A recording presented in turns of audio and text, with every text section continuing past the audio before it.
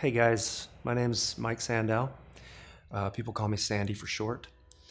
Um, this testimony has been a long time coming. Um, I'll be 35 years old tomorrow, actually. This is a really difficult thing for me to do because I'm just putting myself in a vulnerable situation and it's uncomfortable. But I think that the message of it is very important, and hopefully people can see this one day that are in the same spot. I want the Lord to receive the reward for his sacrifice in this. So I grew up in Benicia, California. Didn't have an awful upbringing like a lot of people do that have my testimony. My parents were good parents. They did the very best that they could with the means that they had. But something went wrong pretty early in my life. I was about, well, this is something that I've pieced together recently, that when I was about 8 or 9, I got into music that really spoke to me in a very powerful way.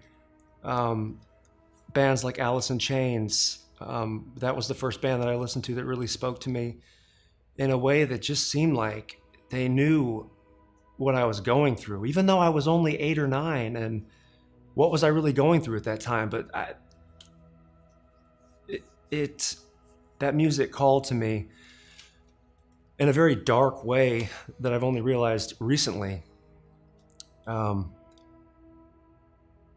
If you flip over into the cover art of these CDs, you'll see the way they look, and they look miserable. At least Alice in Chains and Kurt Cobain, they just look, it's counterculture type behavior, completely rebellious. And I just was like a sponge at that age. And I really ate that up. And to the point where, even though I was from this decent family that supplied all kinds of love and all kinds of comforts that a lot of people didn't even have, I wanted this image of being rebellious. And I think that also goes hand in hand with, I had kind of a learning disability from a very young age. I remember in first grade, people were doing their simple math equations, and it just wasn't clicking with me. So coupled with the fact that I felt inferior intellectually, I just really wanted to put on this persona of rebellion. And the thing looking back on it that's so sad is that if you put your mind to something like that, you can be very successful at it. And I was. When I really noticed the change was like in 5th grade, when not only did I love the music, but I actually wanted to look like the artists, namely Kurt Cobain. My hair was grown out. I wore the same kind of clothes he did, with the holes in the jeans and the thermals underneath, and the Chuck Taylors that were all beat up with ballpoint pen notes on them and all kinds of stuff like that. And then I was lying about who I was to classmates. Things like sexual encounters that I'd already had. I really wanted people to think, and I really can't get to the bottom of this. It's very possibly just a spiritual thing, spirit speaking to me, and I just accepted them. I wanted people to think that I was trash, or that I was, well, I'll put it like this. When you see a snake that has vibrant colors, most of the time you know that it's dangerous. That's how I wanted to be.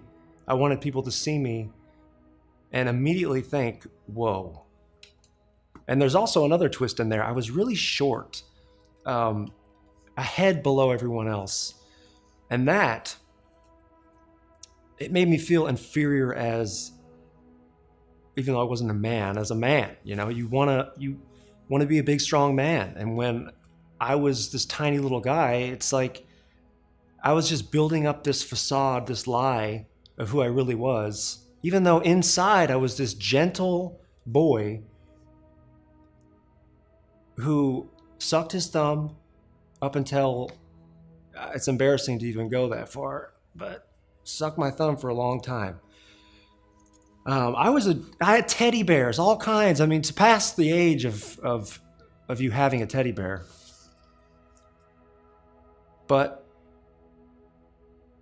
when I was around other people, I put on the facade. So then, when I got into middle school, all of the elementary schools funnel in to middle school. And that's where you really start doing some damage. I was already a rebellious little guy.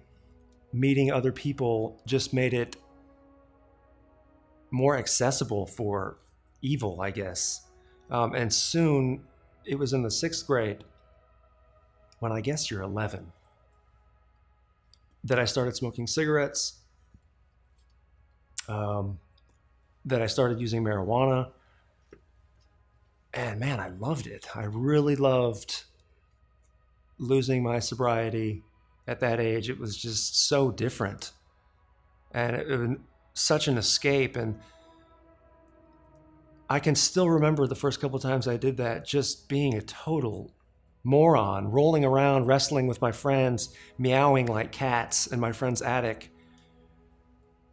We had a lot of fun, but you know, that led to so many other things. I know it's cliche, but when people talk about marijuana being a gateway drug, that's so true. I mean, and it really depends on the type of person that you are. Me, I guess I'm a very addictive type person.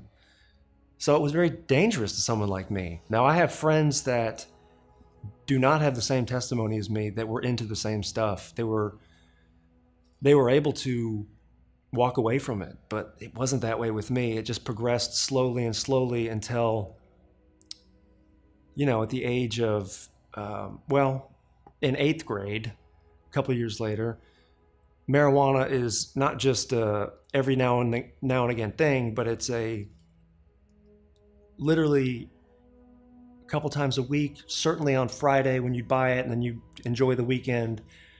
That's in 8th grade. You know, and I know that this is very popular now. It's not like this isn't unusual. That's what I've come to find out recently, is that drugs are so rampant that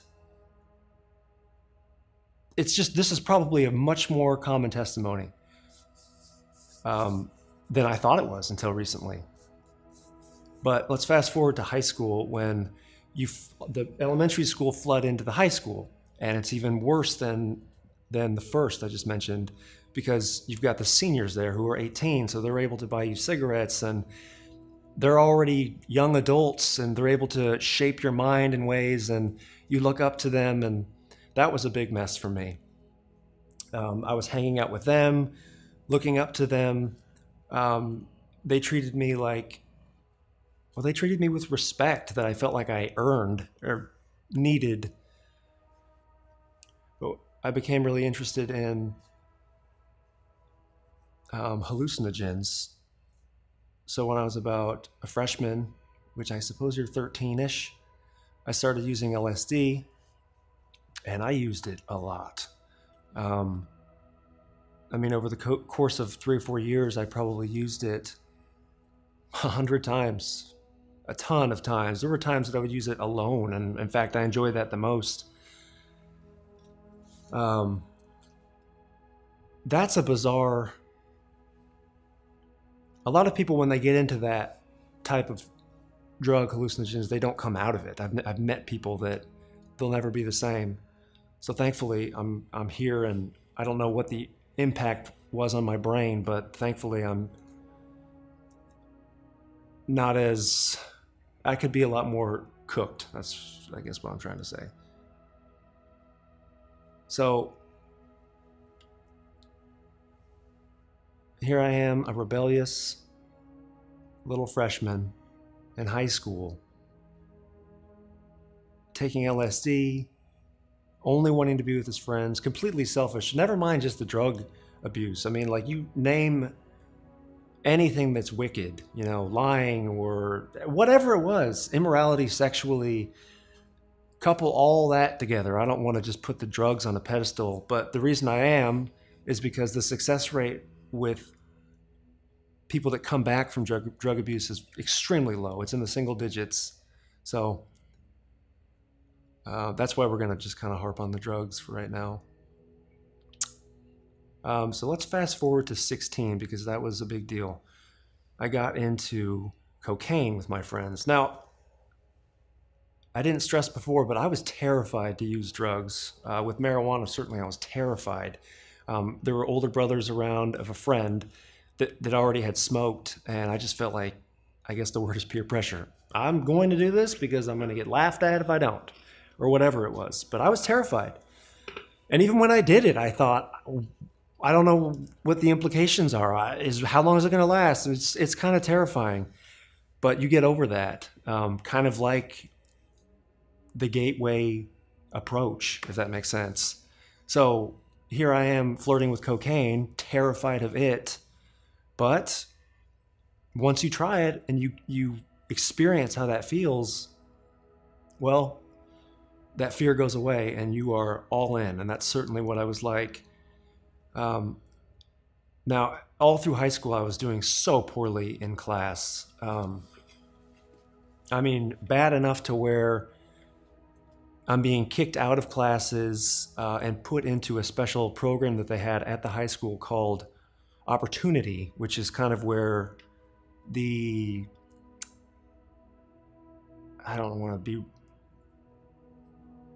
where they put people like me, I guess.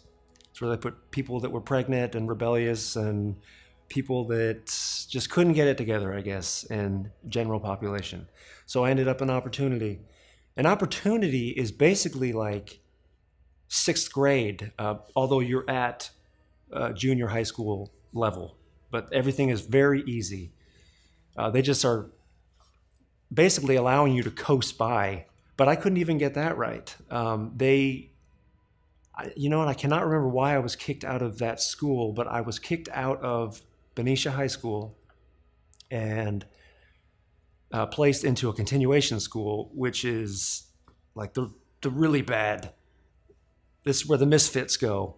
It's a whole other school separate. It's even miles away, where it's even easier. I mean, art class is literally like, just do whatever you want. Turn something in, you're good to go.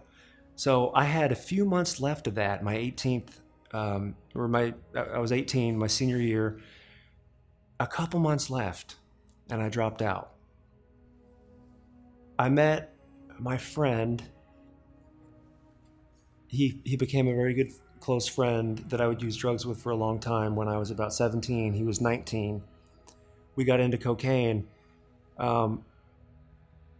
really hardcore. He started selling cocaine to fuel our own habit. He started selling ecstasy for the same reason. We watched all kinds of movies that normal people would say would not glorify drugs, such as Requiem for a Dream. I can't think of any others off the top of my head here. Well, maybe like The Salton Sea, or movies that kind of glorify drugs in a way, but don't. They glorified it to me. I really wanted to try injecting drugs because of these films, even though I was terrified of it. I remember this person, his brother had access to a pharmacy that I believe he worked at. So my friend was able to scrounge up some syringes, and we didn't know what we were doing. We had seen it in the movies. People used the belt around the arm. There's always a spoon involved and maybe some cotton balls. But we learned in another friend's bathroom while his parents were home, injecting cocaine. He did first, and then he did me. And it was a rush like I'd never experienced. If there is an audible sound happening while you inject that drug, the sound changes. This is unlike anything I've ever experienced with drugs. Let's say there's a water faucet on. It's like you're in a church or something. So it's scary. but it's also exhilarating. So we got into that for a long time. Um, Months and months of doing that, and months of learning how to do it and making errors and injecting drugs into your skin because you missed the vein and creating huge red bruises on your arms, and then actually having to hide your track marks because you're a kid and you wear shirts, you know, you don't want people to see that, and people could clearly see what is going on with this person's arms. So okay, so I met this girl at this continuation school, and she introduced me to crystal meth. She was sniffing it at the time. She called it going to war. I will not forget that ever. And you've seen it in movies most likely, but on the screen, when people are using cocaine, the lines are about 2 to 3 inches maybe. This person was doing lines that were about 6, 7, 8 inches, and that's called going to war. I don't know how many grams that is, but that is crazy. It really is.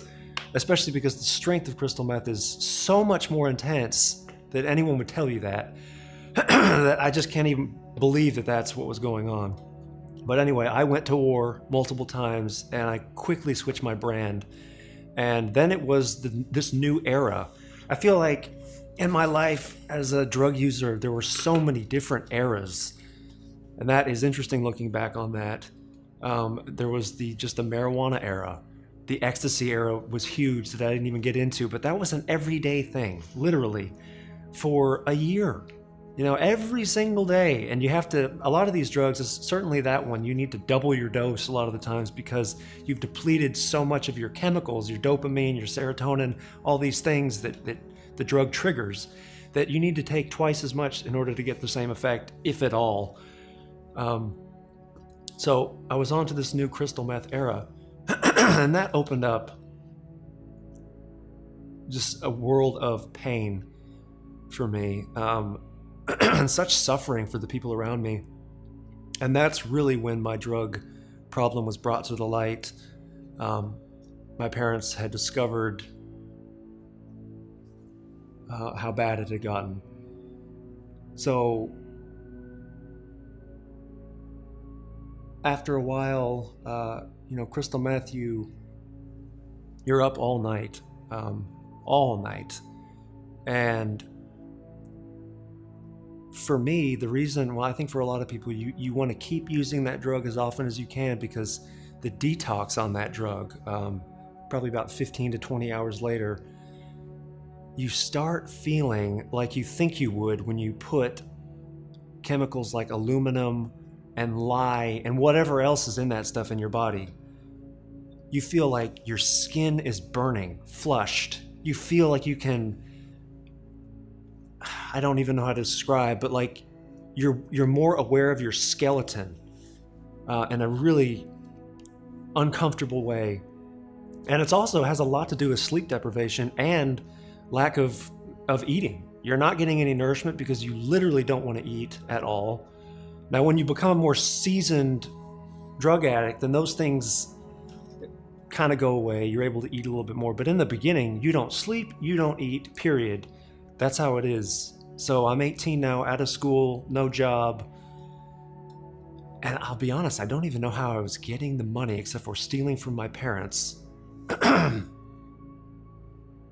And a 10 or a 20 would do it a day, or that part's a little hazy with how I was getting it all, but I'm sure I was doing some awful things to get it, if not stealing.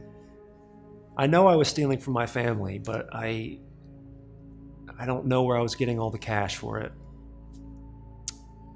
So I remember I would be spending so much time at a meth house, which is basically it's on at night and it's dead during the day. There's just, grimy people there all night long. And people that use methamphetamines are very paranoid. I think more so than any of them. So you're constantly looking out the blinds. You're constantly thinking people are plotting against you. You are paranoid to the max. And I remember having to walk home from the meth house because I wasn't supposed to be out all night. My parents didn't like me being out all night when I was under their roof. So I would be at the meth house and then I'd have to get home by morning in order to pretend like I was there all night. So walking home about a mile or two under that or in that condition was terrifying. I had a plan to, I would wear what looked like jogging clothes, and if I saw a car coming or headlights come, I would start running like I was a jogger, and I thought that might work because you do see joggers early in the morning, and I was never caught, and I did do that, so maybe it actually worked. But soon after the snorting and smoking, I started injecting crystal meth. It was natural to do so because of the cocaine. And that was, I've said it to so many people, it's literally like you were once Mike Sandow and now there's another person because you're not yourself anymore. It's the strangest thing. And it doesn't happen that way when you're smoking it, snorting it, eating it, or any other way except for injecting it, where you exist as a different entity almost. And things that I've learned recently about spiritual forces, that losing your sobriety is a very easy way of allowing spirits into your life. And I feel like that in particular was huge. I remember spending so much time by myself on my computer. I can't make sense of this, but talking to it in my mind, verbally, literally, almost as if it was a friend. It's hard to explain that, but the point I'm trying to make is it's like I was schizophrenic or something like that. I mean, really, I'd never experienced that before on anything else. You get a rush of euphoria with these other drugs. It goes away. You have a difficult time detoxing, but this was so much different, and it had such a hold on me because of that. The feelings that come over you when you're detoxing. So you're constantly supplying yourself. This is your new life. Now there was a night that I crashed for hours, 24 hours. That's common with meth users because they don't sleep for days on end, and then once they actually do go down, they sleep for a very long time. But it was one of those occasions that I had left either some drugs or paraphernalia or both out to where my parents found it, and I woke up and I knew that it was gone right away. And then I knew that the jig was up. So this was difficult. This was very difficult. I don't remember a whole lot about that time, except I do remember later that evening or the next day, my dad, they were mad. They were very mad, but they wanted to help me. So my dad took me to dinner and asked just what is going on exactly. And I spilled it. I basically spilled everything. I think it was that night that he recommended, I think maybe we should try some type of an outpatient rehab. Would you be comfortable with that? And I'm just paraphrasing because I really don't remember a whole lot of that. But I said yes, because it's a constant battle within, I think, most drug users, certainly with me, where I always felt like I couldn't handle it. I wasn't one of these people that thought, oh, anytime I can turn that off, because I'd known those people that were able to, that said that, but that's not true. I was always a little bit more honest with myself, knowing how deep I was getting. How am I gonna get myself out of this hole? So I wanted to get clean, but at the same time, I wanted to continue experiencing the effects of the drugs. Just plain and simple. So now I'm about 18 and closer to 19 actually, when I go to rehab for the first time. And I'm in a 30-day outpatient program in Berkeley, California, which is, 30, 40 minutes away from home. I don't live there yet. My parents didn't want to do that because they thought, well, let's go easy at first. Maybe he doesn't need to live there. We'll just drive him there every day and monitor him closely. He's not going to be hanging out with those old friends. Like, let's squash this. Let's take care of it. So I'm in this 30-day program. There was a point in that program when I wanted to throw in the towel.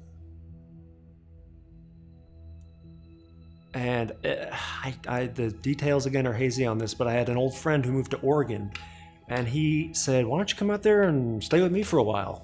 And I thought, all right. And my dad pleaded with me, don't do it. But he didn't have any control. I was 18. I could leave. I mean, I don't know what more he could have done. So I went against his wishes to Oregon. I was there for 3 or 4 days. And I did the best I could with trying to find drugs out there. It wasn't I was certainly trying, but it wasn't as plentiful as I would have liked.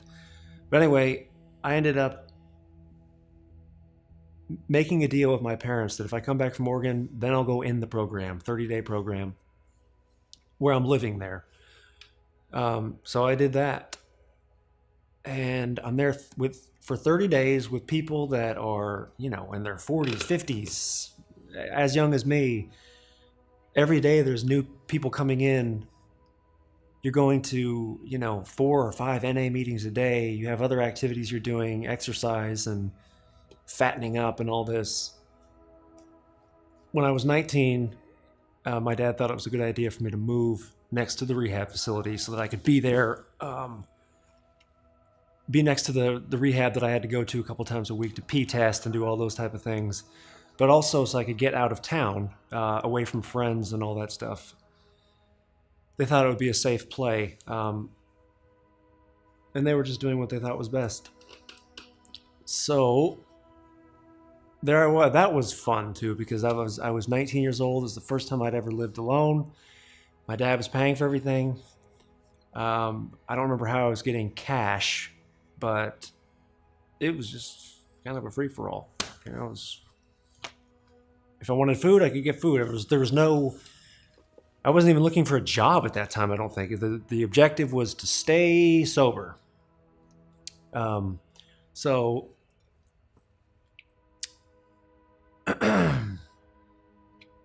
the person that I was very close friends with, him and I, before I had gone to rehab, had disconnected.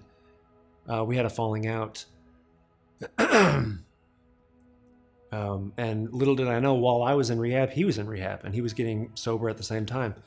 So when I was there, I had been there for a couple months when we reconnected and started hanging out again. And I was clean for about 6 months, and I remember longing, both of us, there's a deep longing to try heroin. Even though I was absolutely terrified, and way more terrified of that than any of the other drugs. And it's because you hear all the stories. People die the first time. Just the stories that you hear about that stuff. People, look at all the rock and roll stars that are dead because of heroin, choking on their own vomit, and horrible things you hear about that stuff. But I had to try it, and so did he. So we found a person that we knew would be able to help us. It was very easy to find. And by this time I had another apartment from my first apartment. I was kind of apartment hopping around in Berkeley. I remember trying it for the first time, and it is a lot like the movies depict it for the first few times, where you're just kind of comatose on the bed, relaxed, and washed with euphoria. I remember an interesting thing that I thought was very frightening was that I could not focus my eyes like I needed to, and I thought, "Oh, this is not a good thing." But still, I kept on trucking. The other thing that follows heroin is vomiting. I didn't know that, or at least to the extent I did know that that was involved. But this is vomiting 7 to 12 times, an injection in the beginning. I don't know why your body just cannot handle it. And you are projectile vomiting and you cannot control it. So you pray you'll get to the bathroom, but some of the times you miss and you need to start carrying trash bags in your room, which is what we did.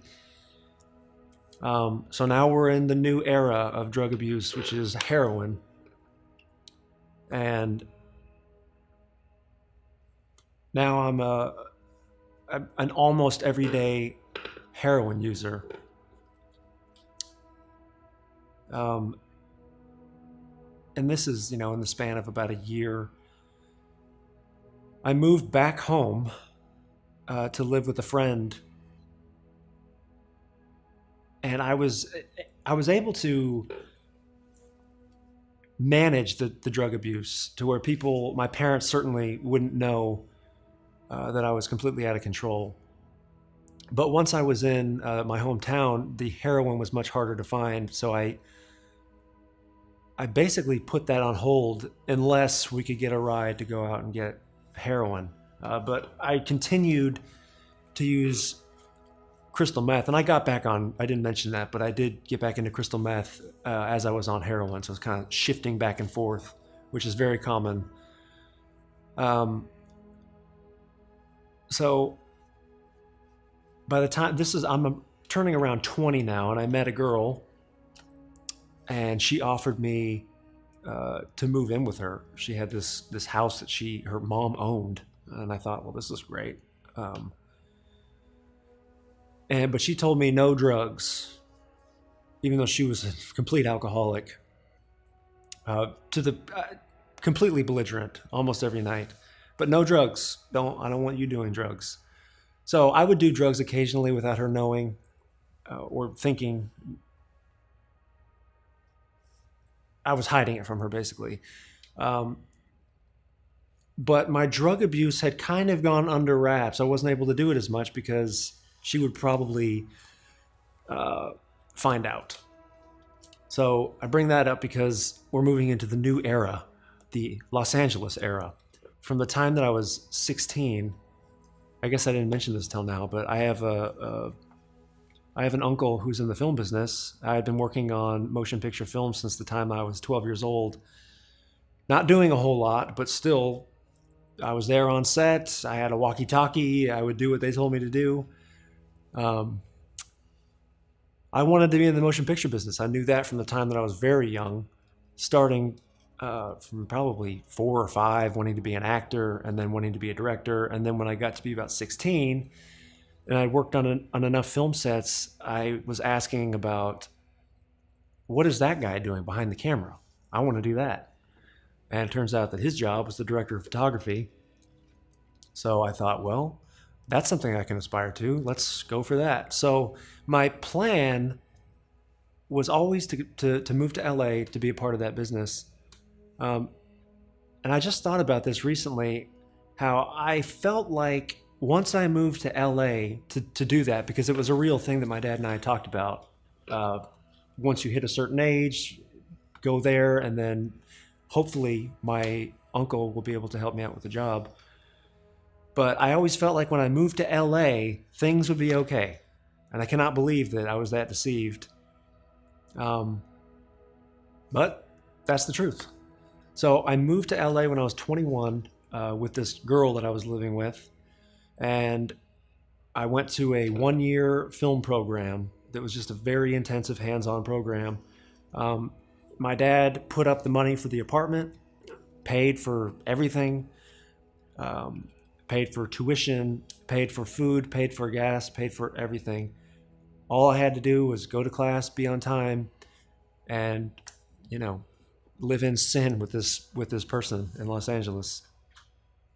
Um, so about 9 months to a year go by, it goes bad with that girl, and all of a sudden, I decided. Well, it wasn't all of a sudden. After having my heart broken by this person, I thought, well, I know one thing that can comfort me now: heroin. So I sought after heroin, and I found it very easily, and I got back into it. And that was at the tail end of film. I was still in film school. I was injecting drugs at the school. Um, so now I'm in LA, the place that was supposed to bring freedom from drug abuse, and now I'm in it again. Um, I believe my connection for heroin went south, went away, so I got back into cocaine, injecting cocaine. And now I'm graduated, and I'm actually talking on the phone to assistants of my uncle, talking about jobs that I'm going to be getting, which was what I wanted to do. I wanted to be in the film business. But the problem was I was a drug addict again. How am I going to be of any use on a film set, which is it's a very long, rigorous day. You need your complete focus, concentration, your complete devotion to that job. It is a hard job working in the film business. And I am a drug addict, even injecting drugs at the film sets. So it didn't go very well in the beginning of my career. I knew I was so upset at myself for getting back in that position where I knew that clearly the best way to tackle my new life here is to be sober. So that was really hard on me. But I couldn't stop because I wasn't prepared to go through the detox, and I wasn't prepared for the pain of whatever it was that I was feeling to be made manifest. I wanted to just keep numbing it. So then I got on another film, a major motion picture, which was like a 5-month film. And I was still messing up on that. Not as much, but I met a woman. She lived across the country. We had a long distance relationship for about 6 months, and then I got her to move to Los Angeles, where we had our own apartment together. We had a rough relationship. She's a great person, but we caused so much, we did a lot of damage. Me to her, her to me.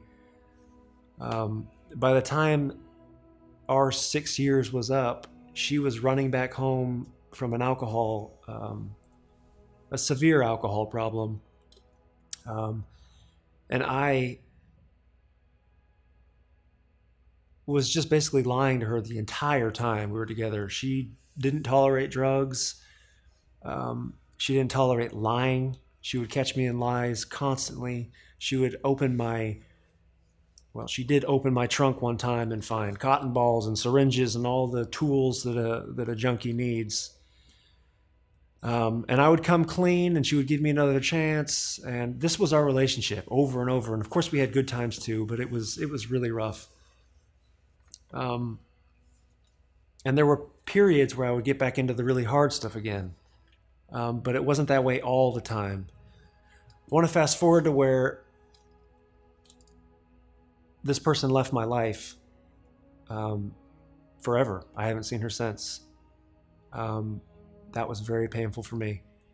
One of the most painful things that's ever happened that I can recall. That was in 2011. She told me abruptly that she couldn't do it anymore, She hated LA, and that was it. She just needed to do this, and it was a blow. I just went off the deep end right there. I was about 25 or 26, somewhere in there, 26, 27. I had already been using meth. She didn't live with me anymore because we had such a rocky relationship that she moved out with a friend. So I was able to have a lot more freedom to do drugs and the things that I wanted to do. So when she told me she was leaving, I was already smoking meth and taking Vicodin by the handful. But when she gave me the news and left abruptly in about a week, is the first time that I just said, I don't really care about the appearance of pretending like everything is okay. I just kind of went off the deep end. And I still didn't want my parents to know that I was using drugs, of course, because they were funding this whole little rampage. But I started making new friends, and I would spend all night with them just doing drugs. I'm at the point now where it's hard for me to hold down a job because I'm a full-time meth user. And when you're a full-time meth user, people know. You might think that you're fooling them, but you're really not. It's ridiculous to think that you're fooling people. You're so not. So it was difficult for me to keep jobs. People wouldn't call me again, things like this. Then,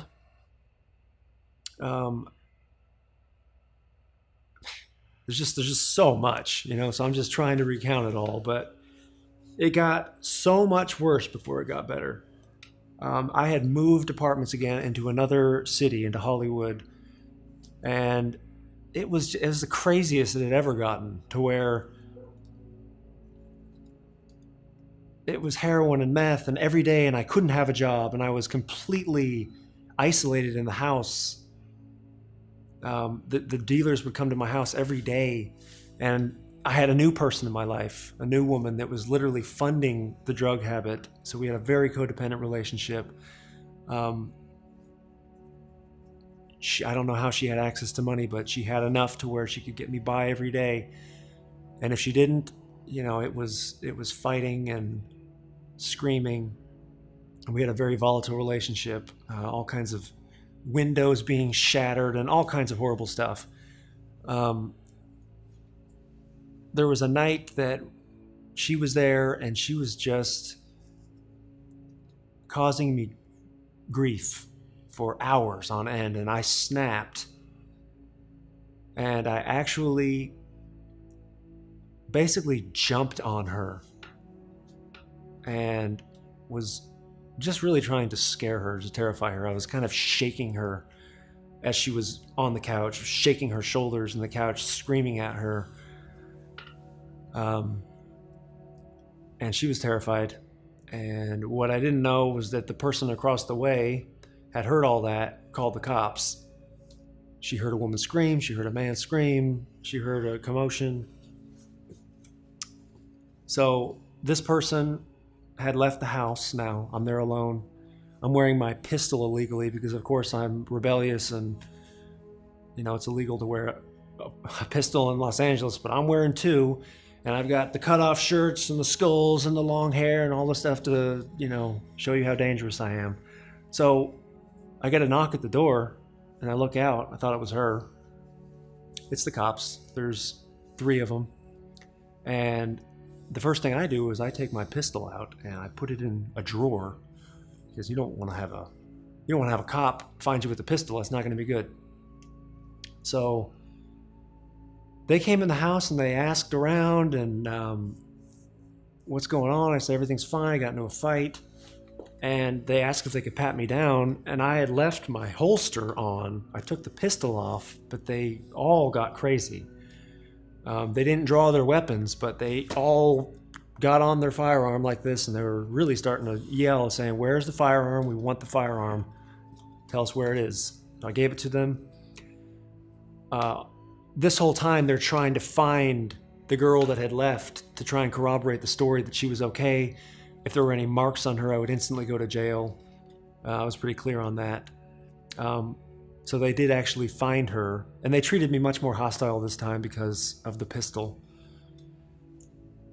But once she told the officers that everything was fine, we were just yelling, we got out of control, they came over and told me, and I thought, okay, we're good.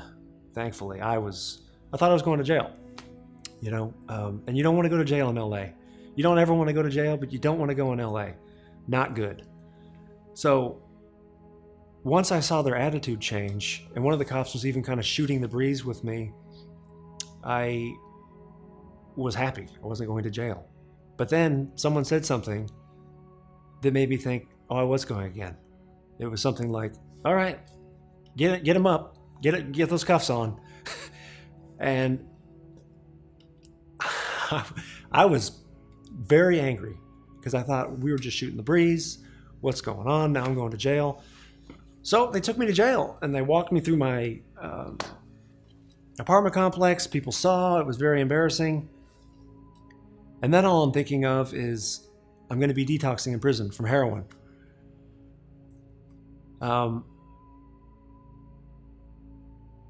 This is all when my life really, like, it took a bit longer, but this is like pivotal for my life changing. So my dad bailed me out of prison, came down that night, flew down. He wanted to just take control of the situation. He was very concerned. He stayed with me for a couple days. He talked about a game plan. What are we going to do? Because I came clean with him when I was in jail that I was on heroin and all this stuff. And actually, it wasn't me that came clean. Somebody had told him, and when I called, he already knew, and that was hard. But he knew everything now, so it felt like a relief, like I can finally be done with this life. So he went home, having made a plan with me that I was going to attempt to get into this rehab program, and then I was going to get off the stuff and I was going to resume my life. It took me going to that place in a couple months, being kicked out, or actually leaving on my own will, getting back into drugs. It took basically 6 more months of this nightmare. And in that whole time, it was just bad.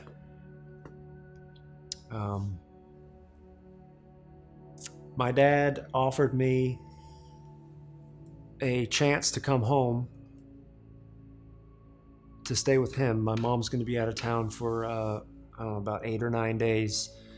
He said, come home. No rehab facilities. You can be as comfortable as you need. I can take care of you. Whatever you need. And it's a one-time offer.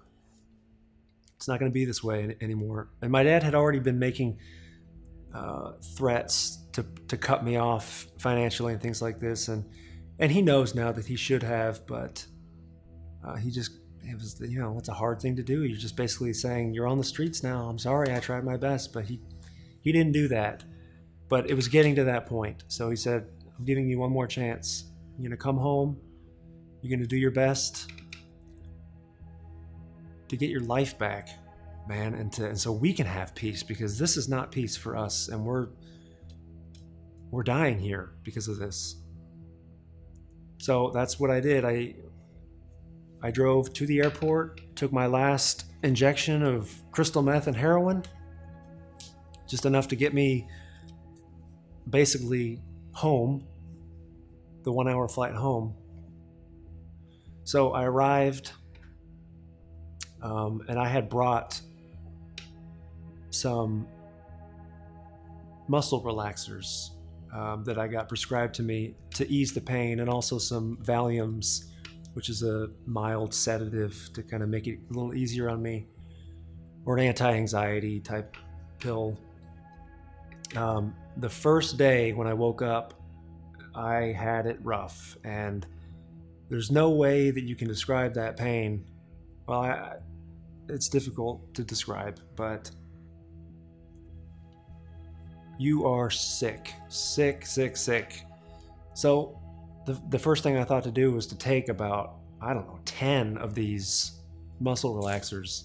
And then that knocked me out. My dad came down there, saw that empty bottle, knowing that there was 30 in them, knowing that it was a full bottle, and thought, well, I'm going to have to take control of this really quick. This is not how it's going to be. So he took control. He took the pills. He administered, he tried to be diplomatic, judicious with the pill giving, and it was helpful. But I was down for about 3 or 4 days, and then he thought it was a good idea for me to kind of be exercising and doing things like that. And I'll tell you what, I have detoxed so many times from the time that I started all this stuff. This was easy. This felt like there was hope where there was never hope before. And that is really true. I remember just feeling a lot more alive. And here's the interesting part that I didn't really know about. My dad had become a really serious Christian. I forgot to go into this, but during the time, almost my worst, he was sending me messages on YouTube or literature or all kinds of stuff that he wanted me to take a look at, hoping that the Lord would be able to pierce me with truth, or just with the gospel. And I was receiving all kinds of truths even in that state. It was amazing. So I knew that my dad was a Christian going home. What I didn't know is how different of a person he was going to be as a result. And that time that I got to spend with him over about 12 days, I saw a man with a peace like I'd never seen before in him. That was not him. I knew the old man. I didn't know this man. So as I'm recovering, I'm spending time with my dad, who's this changed person, and he is ministering to me in ways with music in the evenings, psalms being played to music, and showing me sermons and things like that. So I remember asking my dad if he wanted to watch The Passion of the Christ, because he had taken me to see it when I was about 20. When I saw The Passion of the Christ, it made a real impact on me, to the point where I remember finding a friend who I knew was a Christian and saying, what do I got to do? And I remember he put me in touch with somebody. They gave me a Bible, a cool, hip-looking teenage Bible, and they said, you got to do some work, and then we're going to get you saved. Basically, it was like, that's what stopped me being saved at the time that I was 20, I think, was work. I didn't want to work. So I just said, all right. But the thing about me was that I always believed that there was a God. I believed that it was Jesus. I just was not obedient or submitted, or that's basically, I was not obedient to Jesus. So we watched The Passion of the Christ, and I remember being in the shower later that night and just doing what young Christians do, people that aren't baptized yet, people that aren't filled with the Holy Spirit, just saying, Lord, I want to have a different life. I don't want this anymore.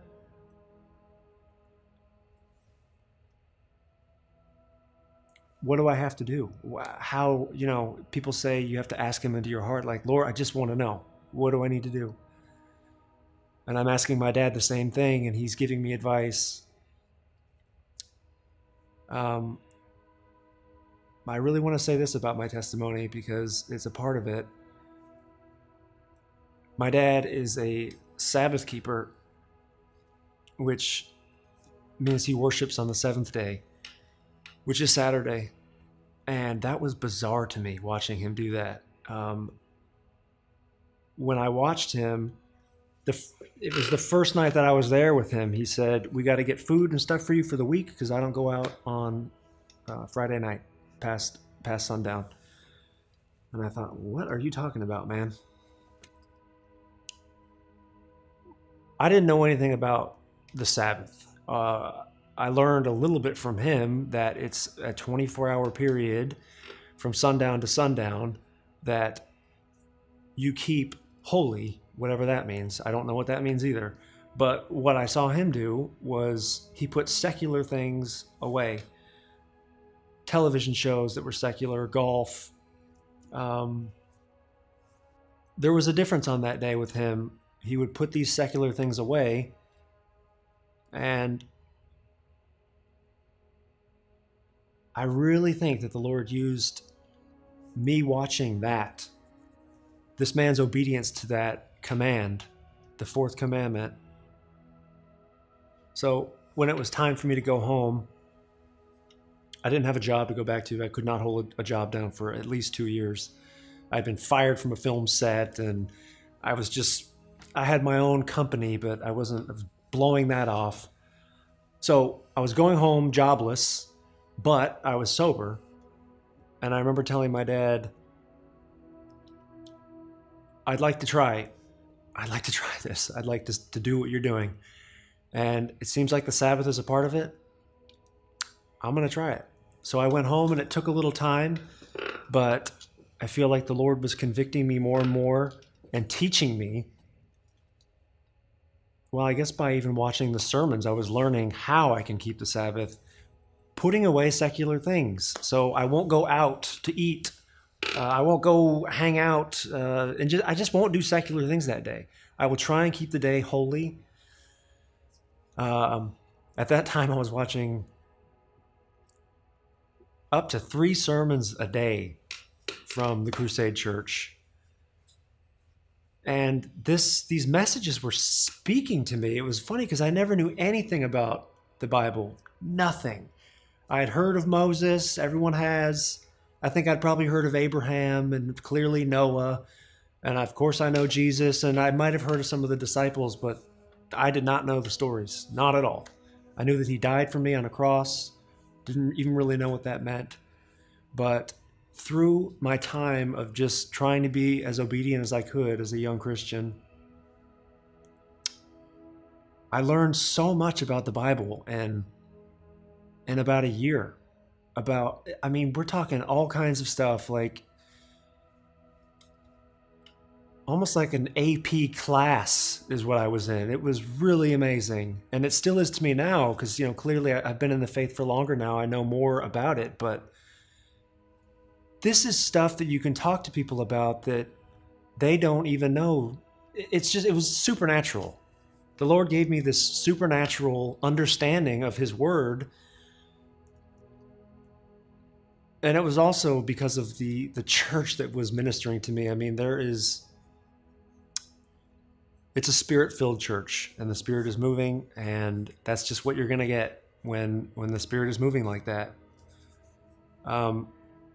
So I quickly saw that I was alone in Los Angeles. I didn't feel like I had a church to go to because there's rarely any churches that keep the Sabbath except for a Seventh-day Adventist church. And the difference between me and a Seventh-day Adventist church is I keep the holy days of God. So I had been following this church for a while now, for probably 6 to 8 months, maybe a little less. And I decided I wanted to reach out. And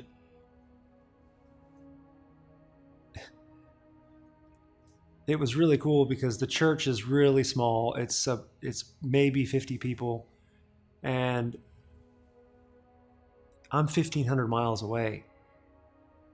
And they are hearing that somebody that was a drug addict for so long and just had a wrecked life had received the Lord and had received ministry through this church, I knew that I wanted to be a part of the church in Russellville, Arkansas. So the next thing I wanted to do was to get baptized. So I came and I visited and was baptized. And when I left, I remember saying to multiple people, well, it's only a matter of time before I actually move here. I didn't know how that was going to work because I worked in the film business and I was just getting back into that now being sober for a time. I was able to function. I could, start getting back into it. But an opportunity came to where one of my close friends said to me, why don't you just move in with me? And you can do it ASAP instead of waiting. Because I had a goal. I wanted to have a certain amount of money, and I wanted to wait, until the spring. And he said, just move now. It's, just the winter hasn't even started yet. It's the end of fall, November. Just live with me for a little bit. So I thought, all right, let's do it. And I wasn't concerned with my career as a filmmaker and all those things. It was like the scripture says, I just counted those things as loss for the sake of Christ. When I told my parents I wanted to move, they were really upset. And I understand why. They didn't have their son for so many decades.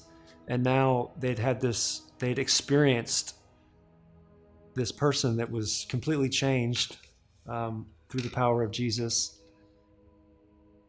And now they're losing him again. So it was hard, and it was just something that I knew that I was called to do. And so I did it. I took the plunge, and I didn't know where I was going to work, or I didn't have any of that figured out. I just did it. So I've been in Arkansas now for 3 years. I've been sober for 4 years and 9 months. And, my life is completely different now. All the bells and whistles and sparkles that I wanted, I said goodbye to. The film career and the desire to be famous went out the window, and I live a very peaceful life now. I have a very close church body that is such a comfort to me. There are things in my life that if they weren't orchestrated precisely, I just don't know. I don't know where I'd be. If certain people in my life weren't as faithful as they were, I don't know where I would be. If this church wasn't standing for the truth, well, I probably wouldn't be here. That's a fact. So I pray that this message would go out, and that it would be able to help you or help someone you know, that there is hope. There really is. You can be walking in the valley of the shadow of death for 30 years, and then in an instant, the Lord can come and do miraculous things. So I just pray that this would find you and it would comfort you. I pray that the Holy Spirit would just fill you with his love and you would surrender to him.